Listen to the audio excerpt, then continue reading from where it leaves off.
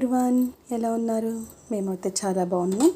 ఈరోజు మా బ్రేక్ఫాస్ట్లోకి వచ్చేసి గోధుమ అట్లు అంటే ఏంటి? గోధుమ అట్లు అనుకుంటున్నారా? చాలామందికి అయితే తెలుసండి. ఇదేం తెలియని విషయం ఏం కదా అని కొంతమందికి తెలియని వాళ్ళు ఉంటారు కదా, వాళ్ళ కోసం. చూశారు కదా, ఈరోజు టిఫిన్లోకి గోధుమ అట్లు వేస్తున్నాను నేను.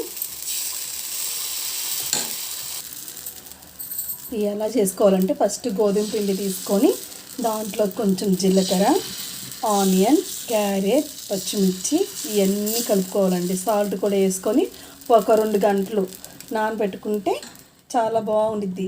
క్యారెట్ తురుము కూడా వేసుకోవాలండి. కొంతమంది పిల్లలు క్యారెట్ ఇస్తే తినరు, అదే ఇలా వేసామనుకో వాళ్ళు కలర్ఫుల్గా ఉంటుంది, బాగుండిద్ది. కాబట్టి మనం ఏం చేసిన పిల్లల కోసమే కదండి.